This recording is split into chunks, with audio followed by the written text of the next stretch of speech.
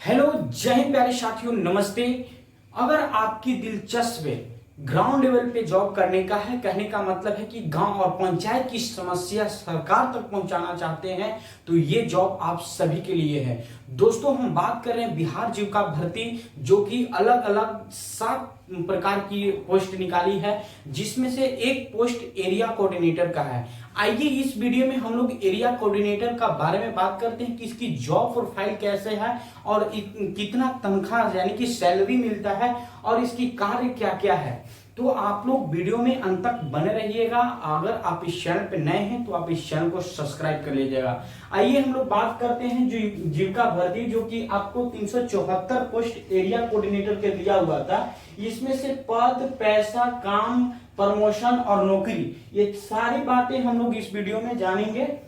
जैसे कि मैं बता दूं कि एरिया कोऑर्डिनेटर का मतलब क्या होता है। देखिए, एरिया कोऑर्डिनेटर का काम बिहार जीविका में माइक्रो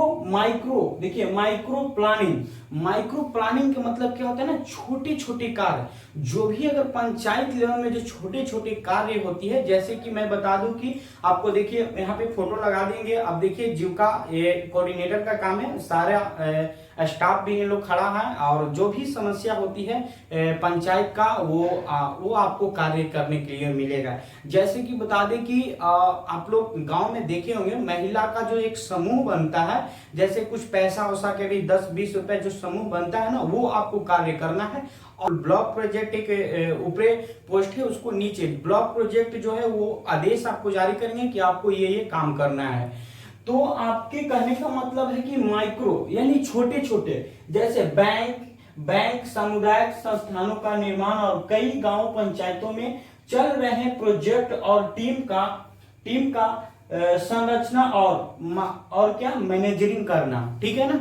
आपको क्या काम है ना कि जो भी टीम, वही छोटे छोटे समूह बना हुआ है, पिछड़े वर्ग के आदमी होते हैं, उन लोगों का क्या होता है ना कि कोई ऐसी योजनाएं होती है जो कि उन लोगों का पता नहीं होता है। तो आपको क्या करना है कि वो योजनाओं के बारे में बताना है और एक समूह तैयार करना है और जागरूक करना है। जैसे स्वास्थ्य से लेकर हो गया, मैं कोई कार्य से लेकर होगा, कोई योजना आ रहा है, तो ये सब आपको एक समूह बनाकर आपको क्या करना है कि वहां पे प्रोत्साहित करना है। समझे, ये काम हो गया।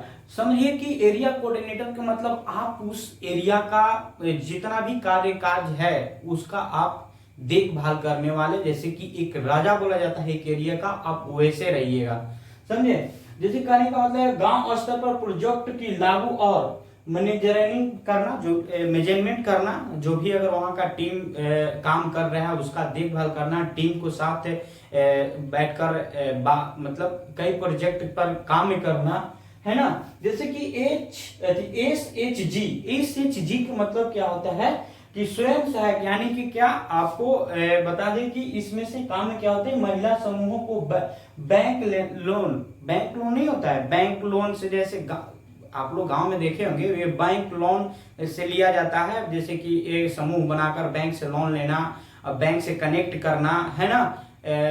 जैसे गांव के लोगों को आपको शहर से कनेक्ट करना है कि कैसे शहर का कल्चर है, गांव का, मतलब यही सब आपका देखभाल करना है।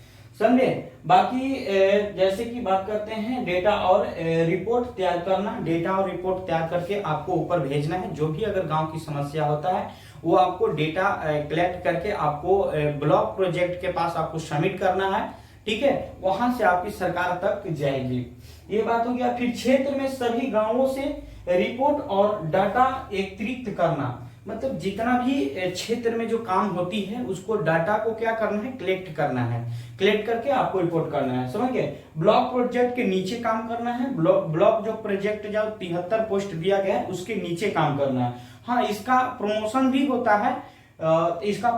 होता है, समझे। अब ये वैकेंसियां सरकारी है या अर्ध सरकारी है, तो देखिए, ना ही तो ये पूर्ण रूप से सरकारी है, ना ही तो ये पूर्ण रूप से क्या है, अर्ध सरकारी है। क्योंकि ये इसमें बिहार सरकार मतलब पूरी योगदान दे रही है। इसमें ये नहीं है, आने वाली समय को कहा जा रहा है कि ये परमानेंटली हो जाएगा, लेकिन देखा जाए तो आपको 60 साल तक आपको अगर इसमें ज्वाइनिंग हो जाता है तो आपको हटाया नहीं जाएगा। ये तो इसमें नोटिस में भी लिख दिया गया है, लेकिन ये पूरी तरह से सरकारी नहीं है। समझ गए।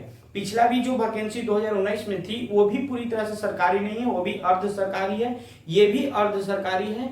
नहीं तो आपको हटाया नहीं जाएगा, 60 साल तक आपको हटाया, जैसे होमगार्ड में पहले चलता था उसी प्रक्रिया इसमें भी चल रहा है। ये ब्लॉक स्तर पर आपका ये काम करना है जितना भी है। तो रहा बात आपको सिलेबस के लेकर, तो सिलेबस के लेकर आपको हम पिछले वीडियो में डिस्कस कर दिए थे। जैसे कि बता दें कि आपको सामान्य अध्ययन यानी कि जीके पूछा जाएगा, आपको 50 क्वेश्चन के आसपास पूछा जाती है, और रीजनिंग और मैथ पूछा जाएगा। आपकी क्वेश्चन 150 मार्क्स के रहेगा, 150 मार्क्स की आपकी क्वेश्चन रहेगा। 2 घंटा आपको 15 मिनट टाइम दिया जाएगा। नेगेटिव मार्क 1/4 का है, समझ गए। इसमें क्या पूछा जाएगा, जीके और जीएस भी पूछा जाएगा, ठीक है ना। जीके जीएस आपको 50 मार्क्स के पूछा जाएगा। मैथ आपको पूछा जाएगा 25 मार्क्स का। रीजनिंग पूछा जाएगा, रीजनिंग भी आपको 25 मार्क्स का पूछा जाएगा, है ना। ये PT1 में है। अगर PT2 की बात करते हैं तो PT2 में भी सेम सिलेबस है।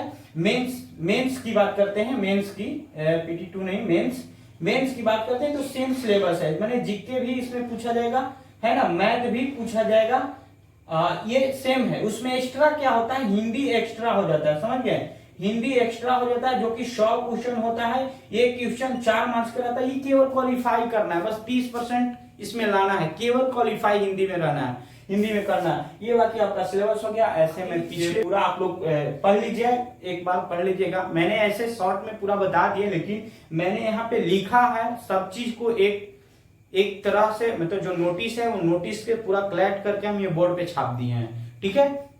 ये आप लोग पढ़ लीजिएगा। चलिए, तो ये वीडियो कैसा लगा, अगर अच्छा लगा होगा तो आप लोग शेयर जरूर कीजिएगा। अगर कोई भी डाउट होगा तो आप लोग कमेंट में जरूर पूछेगा, ठीक है। चलिए दोस्तों, फिर मिलते हैं अगले वीडियो में। जय हिंद।